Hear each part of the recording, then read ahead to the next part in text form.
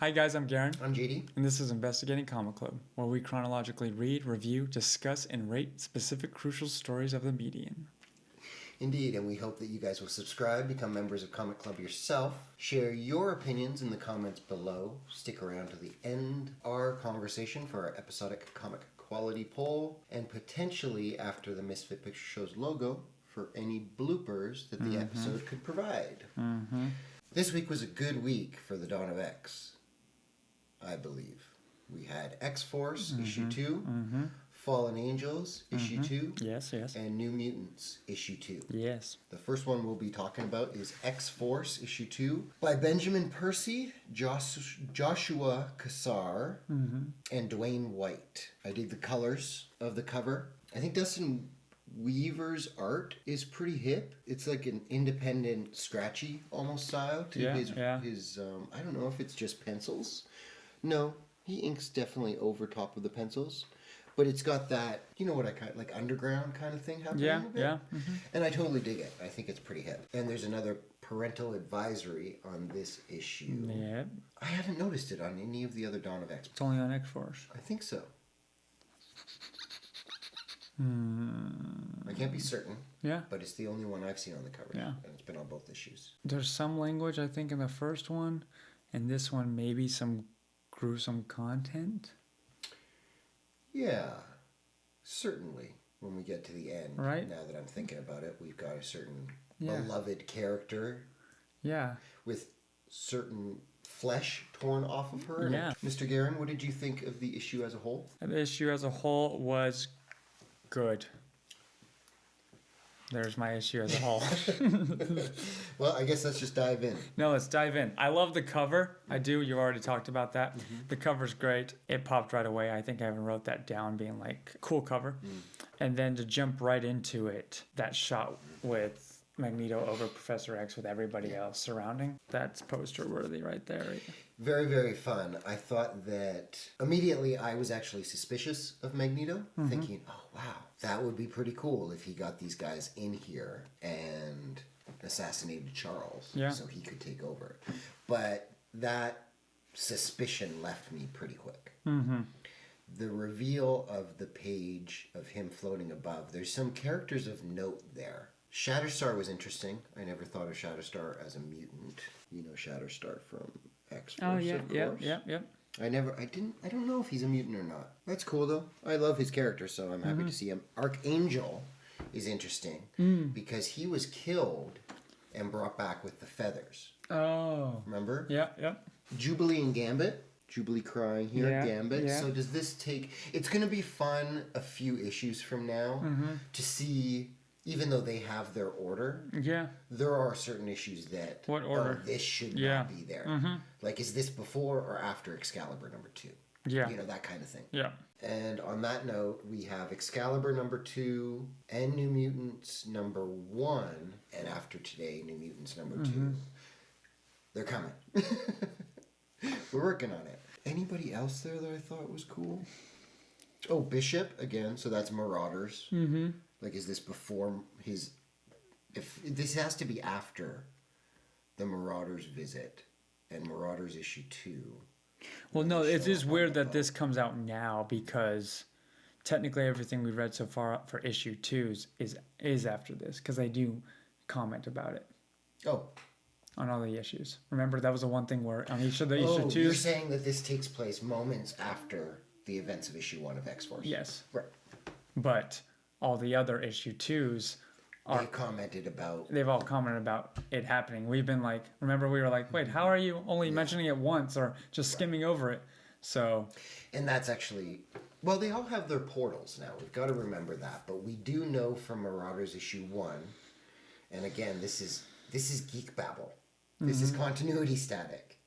But let's indulge that for a moment. It's not bothering me at all. I'm not like, wait, that doesn't make sense because of this or that. I mean, I'm just especially if you read any House of Powers. Yeah. Bishop in Marauders issue 1 is in Taipei.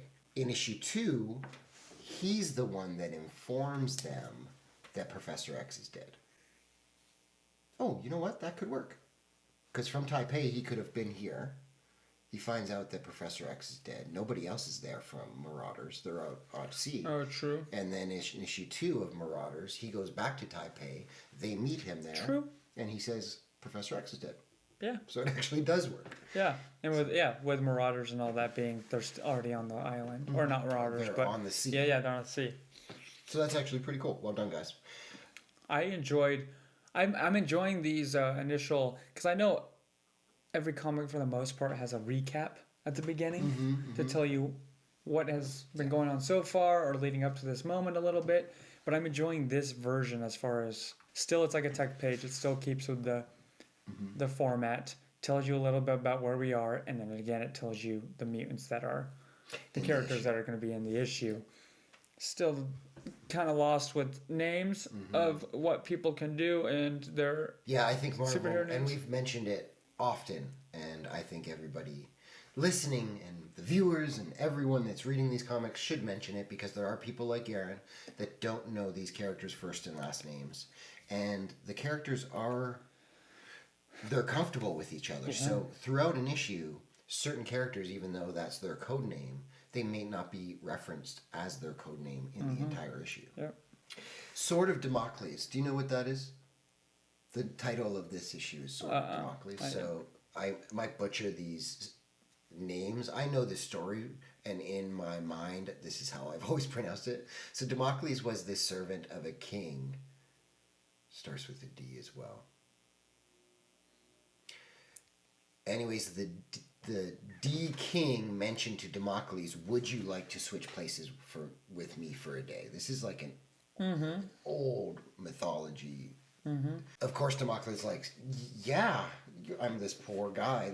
I'm going to switch with the king." Yeah. So the king switches with him, so the king can know how the lower tier people live and how one of them. Can live. But. And you've heard of the Sword of Damocles, like it's a pretty common thing. But the thing about it is that the king, so that Damocles would know how he felt, he put a sword above the throne that was held by a hair, so that even though he's got all this power, he needs to know the constant threat that people in power are always under. Gotcha. Very quickly, Damocles wants out. Yeah. So it's just that idea, it's with great responsibility Comes great. Yeah. with great power comes great responsibility. With great power comes great threat, is the idea there. So, Gotcha. Well, that's fun. very fitting for Professor X Yeah. being assassinated. Jeans and Magneto, I like that within a couple pages they get what we're all thinking Yeah. right out there in the open. Yep. And the way that it's handled is so skillfully done, because we're all like dismissive of it.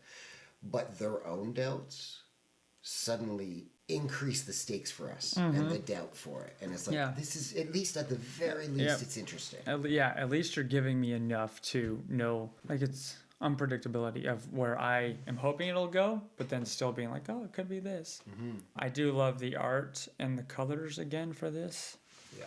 The shot of in the cradle one with it pulled back over the helmet. That whole page looks great. I think more.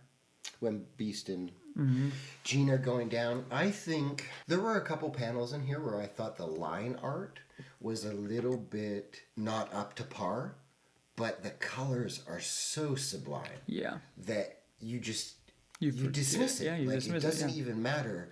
I think similar to the Fallen Angels artist coloring combo, the colorist almost is the star of this. Which, I don't know if that's a new thing or not, but that is a cool... It's a rare thing. Yeah, okay.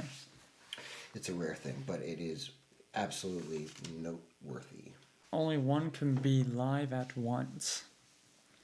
For the helmet, only one Cerebro can be active at one time.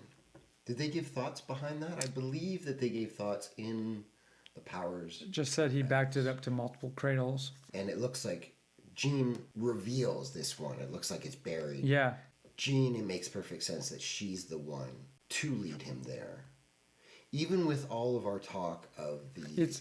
It's that believing, because even Hank is skeptical, being like, why would he go out in public? Why would he do that? Why would he, he should have known. He should have, and it's like, and even Jean is like, No, he did know. Calm down. That's why we're here.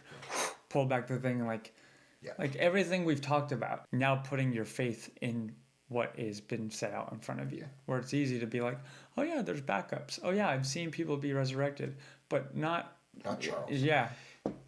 And her doubt, even, like, she's motivating and encouraging faith from Hank, but you get a sense of her doubt as well. And when you get her doubt, it does raise the stakes. Yeah. It's just interesting. And it is as effective as I feel like we've gotten with these characters. Yeah. Even with the Krakoans being hopped up on the Krakoan Mountain Dew, they're acting emotionally here. And it's important, you know, to feel these stakes. It feels... Oh, it feels important. It feels good. It feels moving. It gives us all in the right direction. And then for us to have the tech pages to explain to us even more, like 33 mutants died, you know? Right. No joke. And then it seems like he had a honing device, which goes back to that close-up shot of his champagne in that issue right before he died. It's cool because that panel has... After he was killed... When I was editing the video, we didn't mention it during the video. We mentioned that it was bizarre. Like, why was that? I don't know why. Yeah. But the words that were spoken were something like, long may he reign, kind of thing. Yeah, Like that idea of, like, we hope he lives forever. Yep. Which was haunting considering the end of the book. Now, there's another layer revealed that they did poison him. Oh, and that was Sokovia, was the country... Oh, yes. Yeah. that he went to. Yep. And I looked up Sokovia because I was not aware of this. I remembered it from the Marvel Cinematic Universe, that Sokovia was in Age of Ultron, where Wanda and Pietro got their powers. Sokovia was the land that was lifted at the end of Age of Ultron. Oh. That, like... Yeah. And I believe from my research that was actually the creation of Sokovia. From Age of Ultron. The movie. Yeah. And now it's a part of Marvel Comics that's proper. cool. That's cool. I believe, if I'm wrong on that, with my research, Let it us has know. since been in the Marvel Universe. In that tech page, we get kind of confirmation about the Reavers, that they saw the connection there that we did. Yep.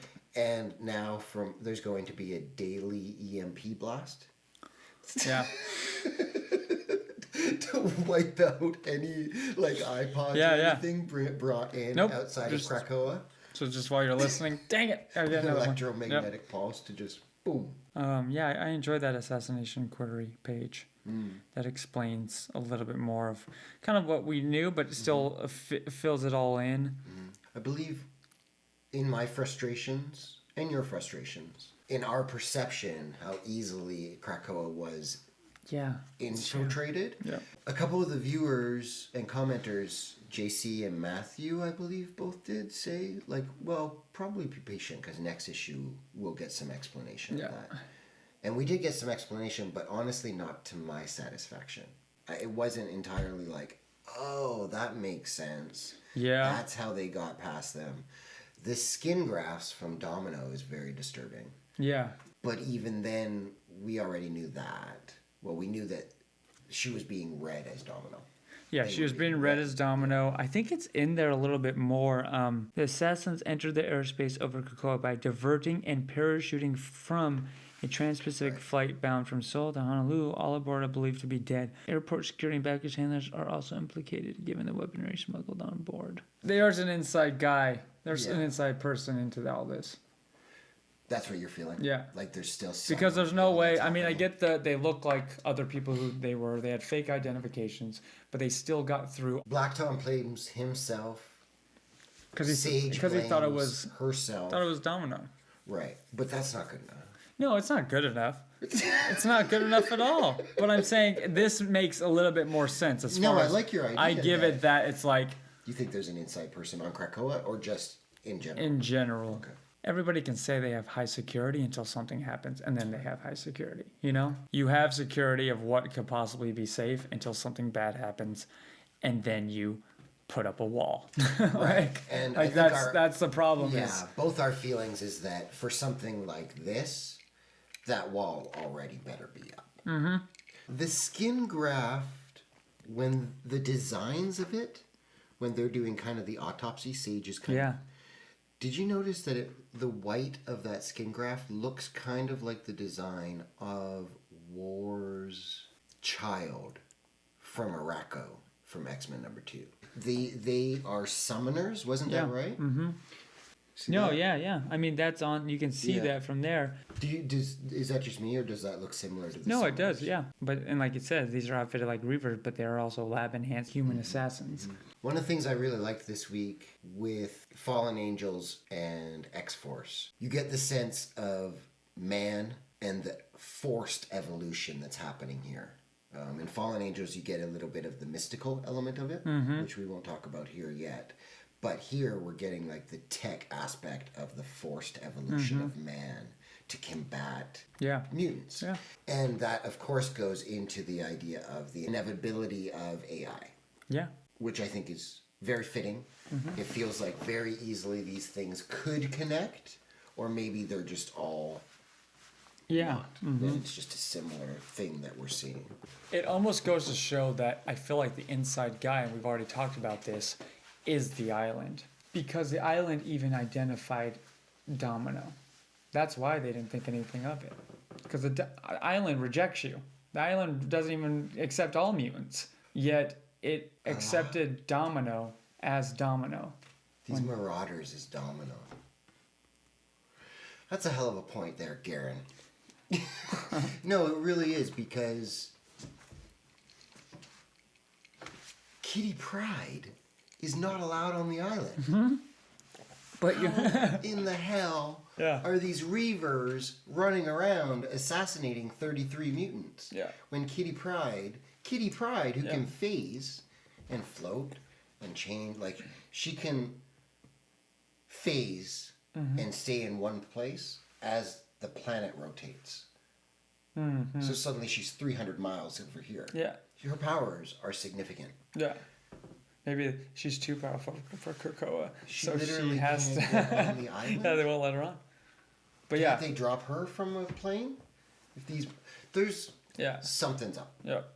And I like the idea of Krakoa being in on it. I don't know if that... I don't know how fully it can be, but I mean, it's just for it to let it slide, you know? Yeah. Okay, so Quentin comes in. It's a hell of an entrance. You're kind of aware of Quentin because of that cosplayer at the Jonathan Hickman panel from Comic-Con. I don't want to tell you too much about him because you're going to read about him sooner than you think. I hope. But within a page, you get him. I think it's it's beautifully illustrated. Here's this young punk that, yes, is certainly awesome at this. And because of that, he's arrogant. When his power that makes him arrogant, that makes him feel entitled, that makes him feel like nothing can threaten him. When that's taken away, he dissolves into a baby. And he is absolutely terrified when he's genuinely threatened in a way that several people are. That facade of... It's not a facade. He literally believes it. You know, he does believe he's entitled to these things. He does believe he is the man. But when he's put in a situation like that, he's utterly pathetic. And we talked about how funny it was with his, like, the passwords and stuff. It was great. Yeah, going from Wolverine kind of doing this, which was a good one panel, just detail. The whole couple pages of bourbon. Their banter. 1, 2, 3. How did you know my passports? It was really great. And I think this issue has some moments of humor, but also... it doesn't upset a consistency of its tone. The humor in this feels like a natural part of these characters providing it, not the writer trying to, I should have at least a joke every few pages.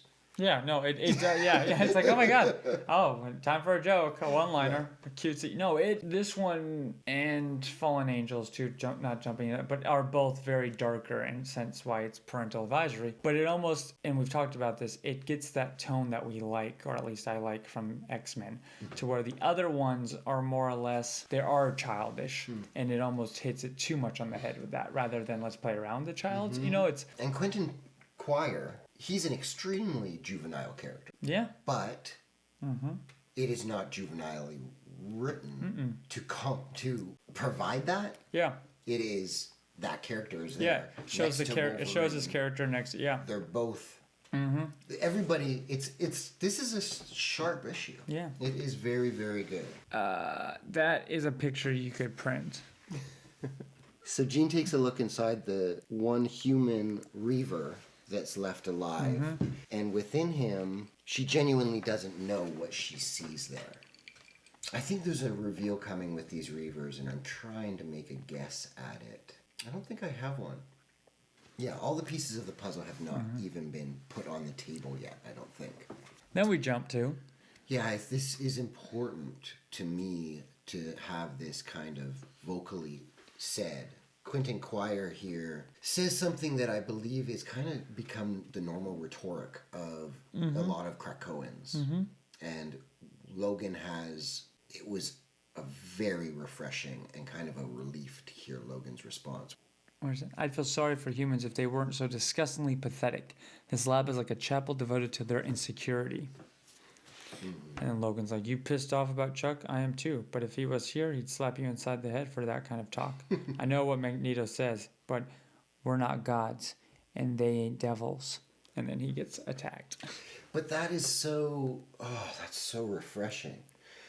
Because even though Logan says if Professor X was here, if Charles was here, he'd smack you upside the head, I don't think he would. Like, it feels like, Charles is leaning more towards the separatist kind of idea. And we've talked about Logan and his doubts. Yeah. And his voicing these things. I mean, and even his words the next is, we're all just a bunch of complicated animals fighting for control of the same forest. Awesome. Like, it's just, that I did take note of that. It's like, it was like, boom, boom, boom. Very smart. You go from joking to like them making very serious points.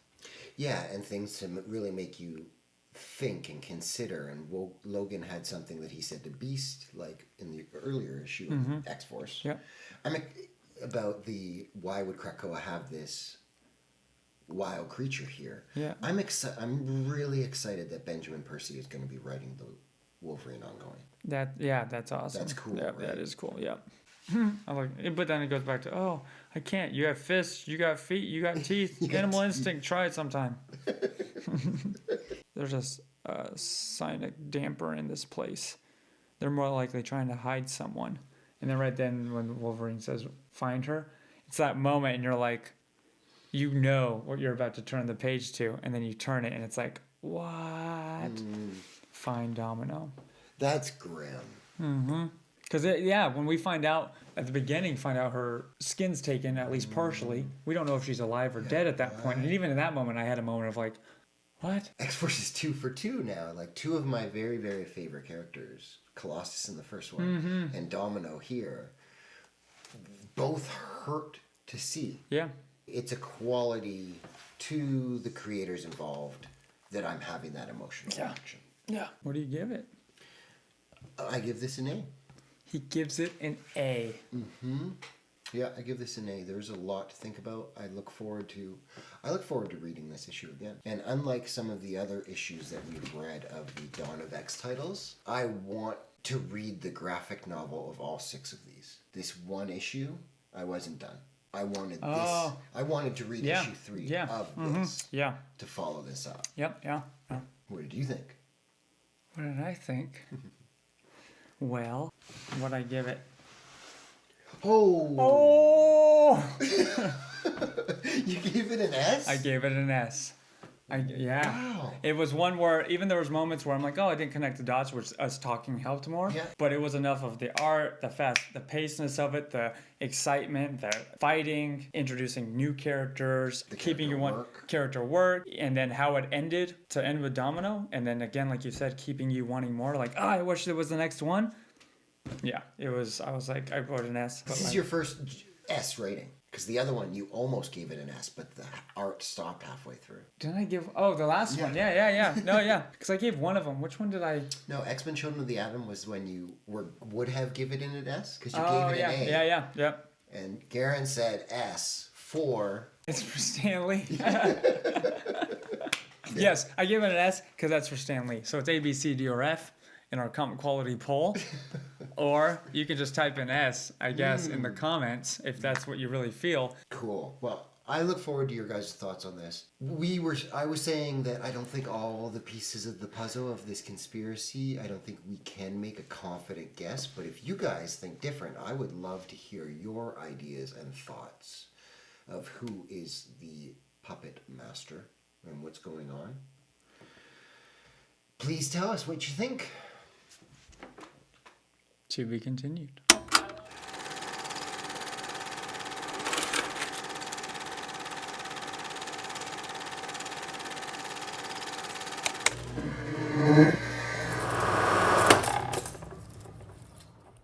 So, in Marauders issue 1, Bishop is in Hong Kong? No, Seoul? I think. I don't Oh, even know yeah. I'm going Seoul? to go back. It's close. Seal? Seal. Seal. I don't think it's Seal. Like the singer. Seal. That's what I was thinking when you said that.